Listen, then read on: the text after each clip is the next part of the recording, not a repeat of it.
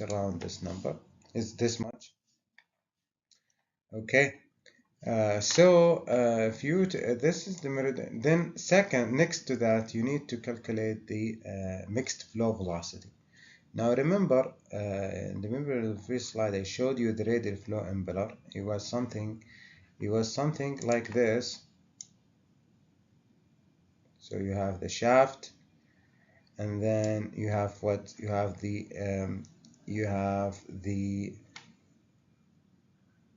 okay, the plate, something like this.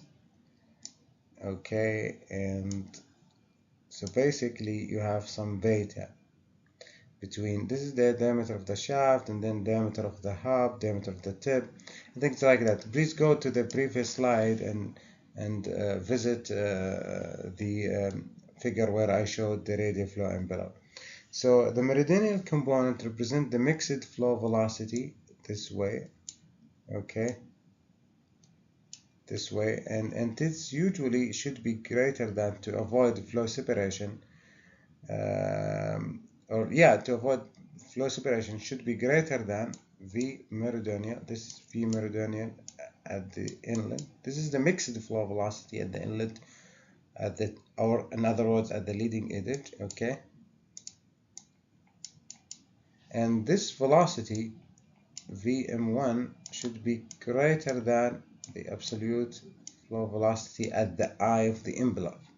This condition has always to be satisfied when you design a pump.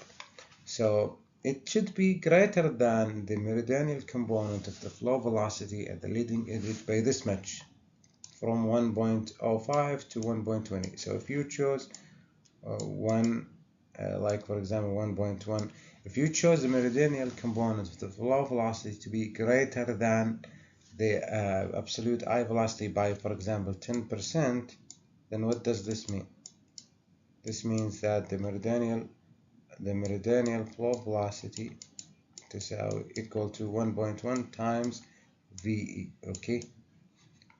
Okay, so with that being said, and of course this is actually radial, this is just a reminder, but the flow rate, the volumetric flow rate at the eye of the impeller, of course, must equal to the volumetric flow rate at the leading edge of the plate. Okay, so that's why we're equalizing the volumetric flow rate at the if I put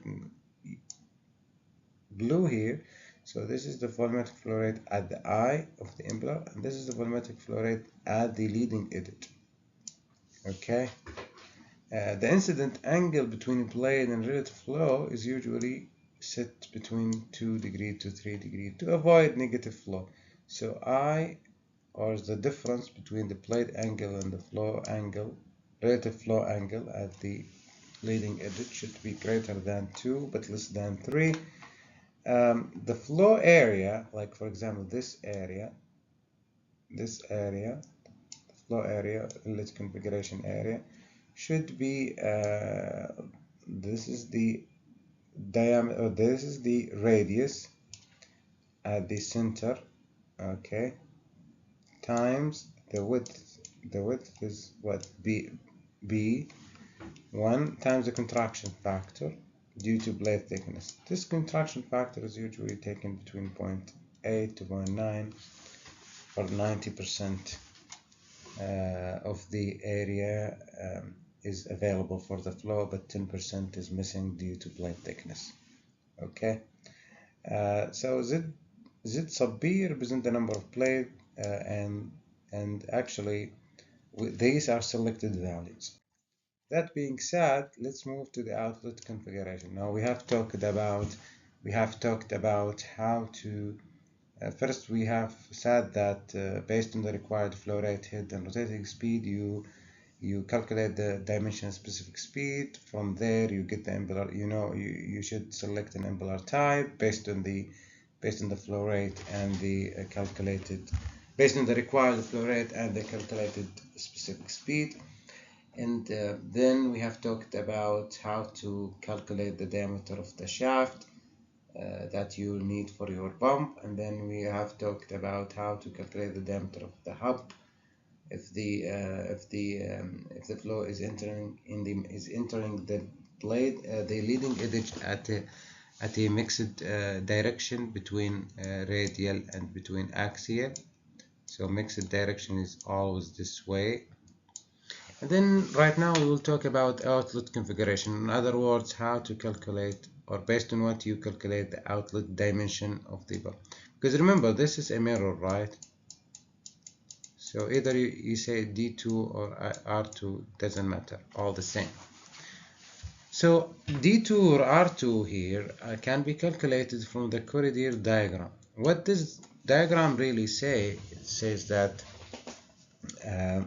with a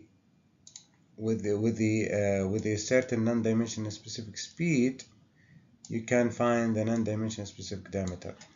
So from the non-dimensional specific speed, you go horizontally and you read then what you read the non-dimensional specific diameter. Let's say that you have calculated from the required information, from the required parameters, you have calculated dimensions specific, non-dimensional specific speed to be 3. So 3, you go horizontally all the way until you hit this line, and then you go vertically, exactly vertically, you read the non-dimensional specific diameter to be around 1.8, something like that. Okay, so you be exact and you read it horizontally like this. So from 3, okay, and then you go horizontally like that, right? So you read it to be 1.8.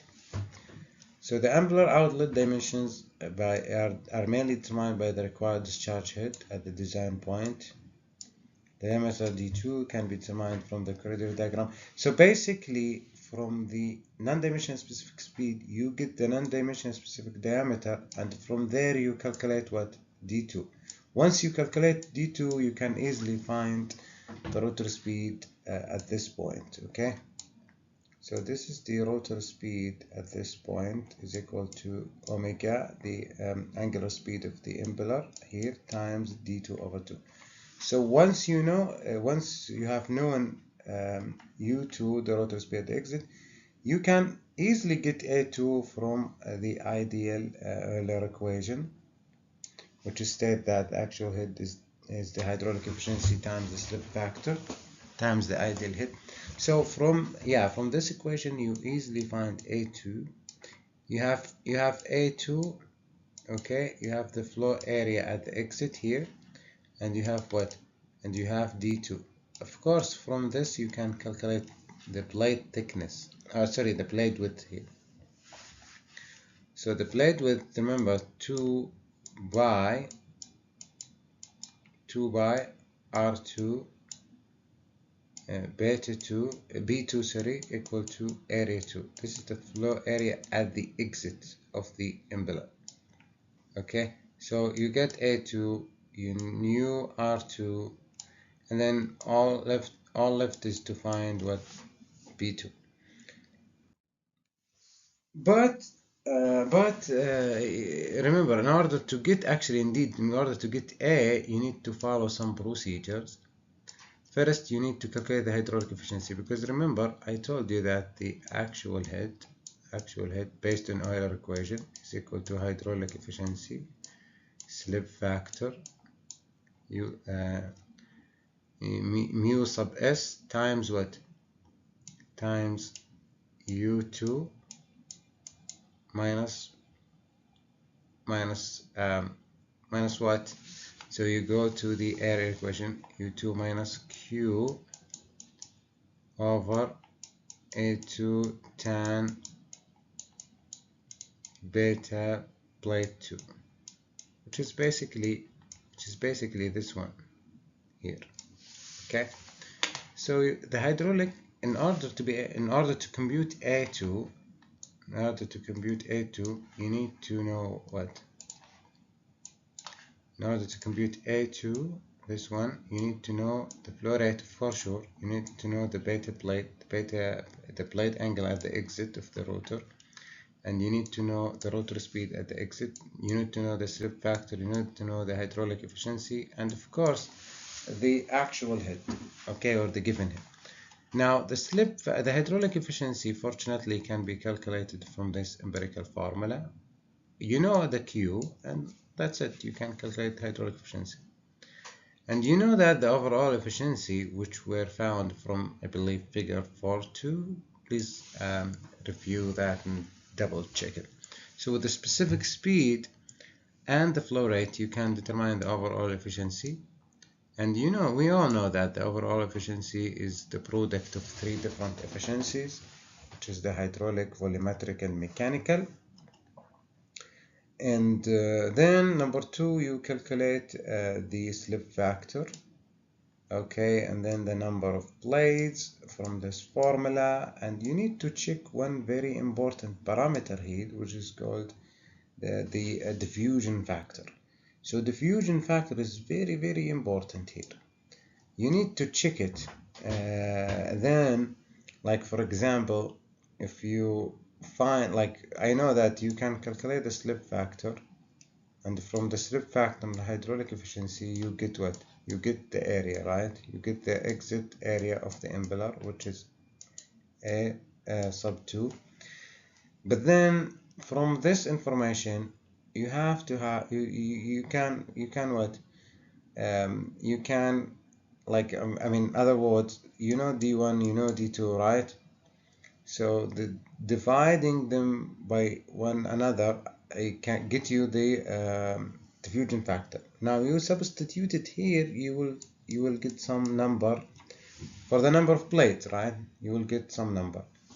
So if for example, I will show you in a second that sometimes you need to repeat the calculations in case a condition wasn't satisfied, and I will tell you this condition in a second, but bear with me. Right now, let's say that you have calculated the area, the flow area, then you have to proceed and find the mixed flow velocity at the exit, and then you compute the relative flow velocity at the exit. So let's say that, yeah, I have told you that if the diffusion factor, indeed, if you calculated the diffusion factor, this is the diffusion factor, okay? Sorry, V was like small v, small v was like what? D1 over D2, right? No, this is not the diffusion factor. I'm so sorry for this. Diffusion factor is right here. The diffusion factor is the relative flow velocity at the exit of the impeller to the relative flow velocity at the inlet to the impeller. Okay, this diffusion factor is just W2 over W1. So if this factor has been found to be, for example, 0.6, then you need to do some steps. You need to repeat some steps in order. In other words, this diffusion factor has always to be greater than 0.7 but less than 1. So you can have it as 0.75, which is good. You can have it, for example, 0.81. That's good too. 0.9 good, but not greater than 1 or less than how much? 0.7. Okay, so this condition has always need to be satisfied.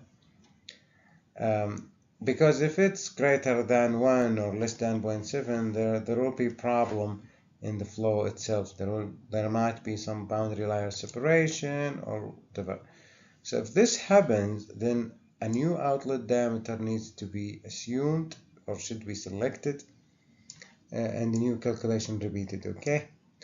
If it's satisfactory, then you proceed with the contraction factor, and you calculate then the blade height, and from there, this one is another procedure to get the outlet configuration. So it's another way of getting the outlet configuration of a radial flow pump.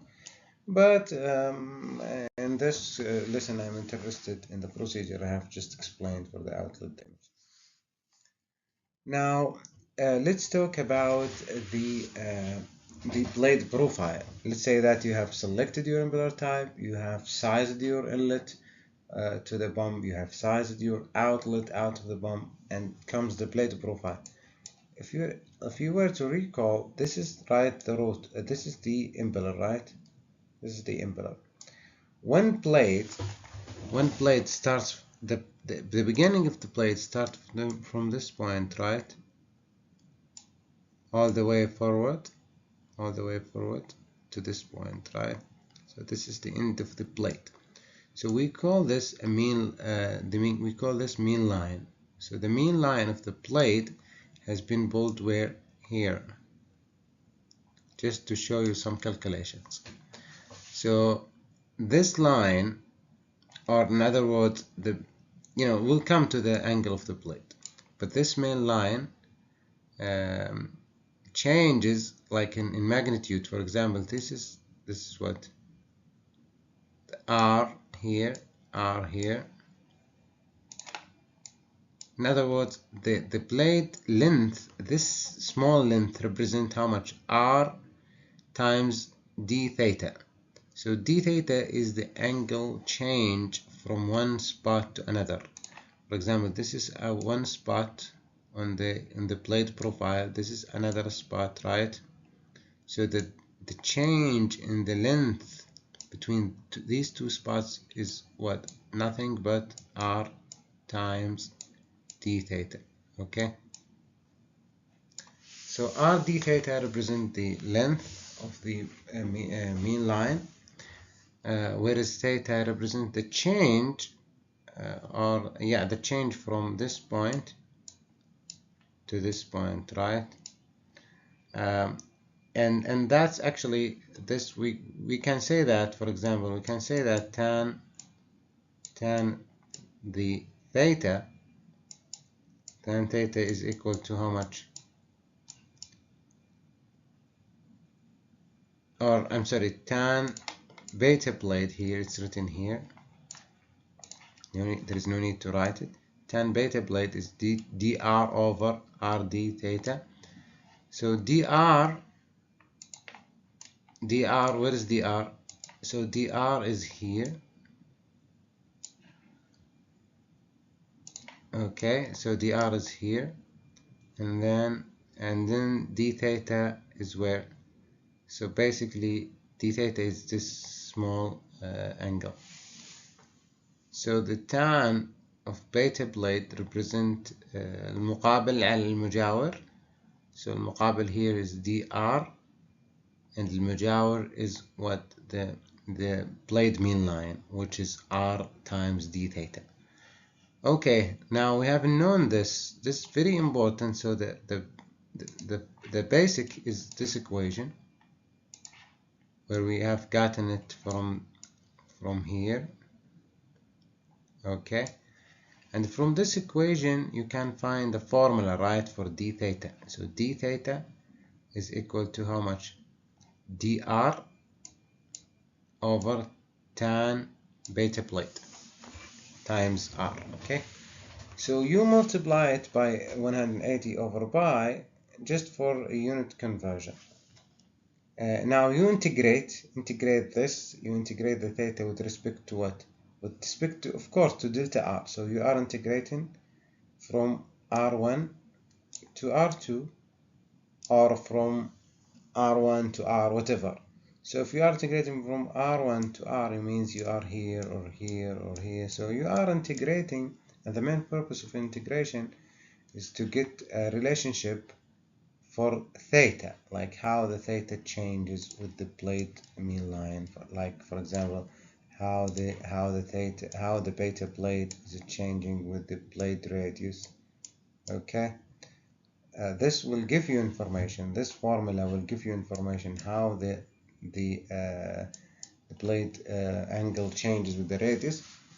Okay, a similar line distribution, so you can get a line distribution for this beta plate.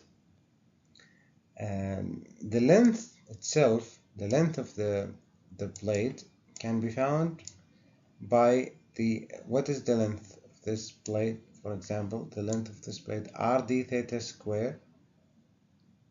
Okay, what does it equal? So the delta L here is equal to dr square, again one more time, the dl, this one is equal to dr square plus rd theta square. Okay, this line represent the dr square plus rd theta square, and this is in order to get the total length of the plate. Okay, so this is just to get the total length of this plate. You have a total length here, and you want to know how much. So how much is this rd theta square plus dr square? And the solidity factor is calculated from this relationship, and its function of the number, excuse me, it's function of the number of plates times the length of the plate by the circumference, or by d2. Optimum one should be between 2.5 and 3. If it's too high, then the flow may suffer excessive friction. If it's too low, so it has to be optimized between 2.5 and 3. And with that being said, let's talk about the basic geometry of a volute. So right now we have selected, excuse me, we have selected the basic geometry of now I'm sorry, we have selected the impeller type. We have sized the inlet configuration of the pump. We have sized the outlet configuration of the pump, and then comes the diffuser and volute. So the main purpose of the volute here, it's right here, the flow enters. So the flow at this point enters the volute at this point and leaves the volute here. Okay, A sub T. Let me just explain it. So the flow goes this direction, right? As it goes this direction, as you can see, part of the kinetic energy gained by the impeller is right here. Okay, impeller, it's here. Part of it converts to pressure energy because of the increase in area. So the A sub theta here represents, A theta here is the angle. A theta itself changes from zero at this cut off. What is it? It's called, I think. So basically, it is called, yeah, sorry, here, cut water is at this point. This is called cut water, and theta here is equal to 0, and it increases all the way until it reaches A sub T, and it represents the volute area. So the volute area itself increases from the cut water to the outlet area. And forget about this. This is if we have like a different shape of volute. But here our volute has this specific shape, and actually the part of the kinetic energy is being converted into pressure energy at this point. And the diffuser also changes part of the. So not all the kinetic energy gained by the impeller is being transmitted into the outlet of the pump. No, only part of that. The other part goes in the volute diffuser, where they convert part of the kinetic energy to pressure.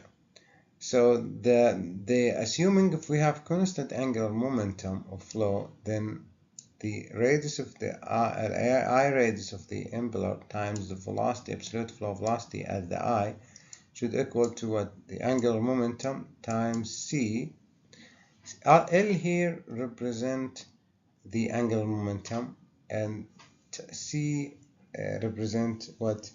So the angular momentum C here represent, see, it should represent a constant. Yeah, it's represent a constant of around 95%.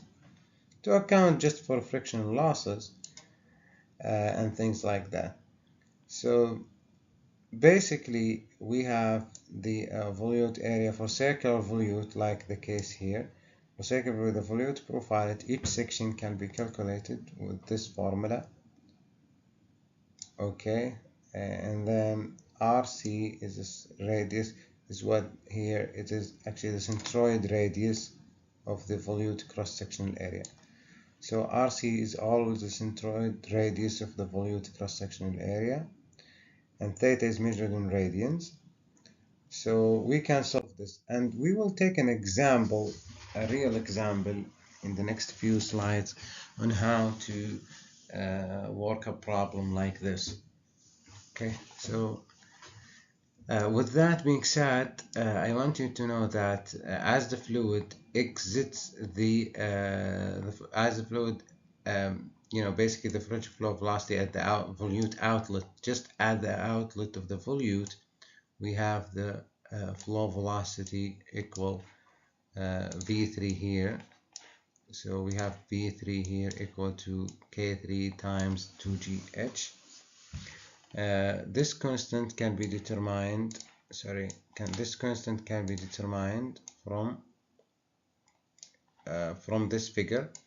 Okay, so we can use this figure to determine the constant K3, and it's based on specific speed as well as the this is the velocity constant as well as the it gives you an idea of how much K3 for each specific speed.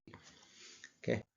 And then you determine the shaft power. Of course, once you have selected the impeller type, once you have found out the appropriate dimensions of the inlet and outlet configuration, once you have found the formula for the blade length using that little geometry, and of course the once you have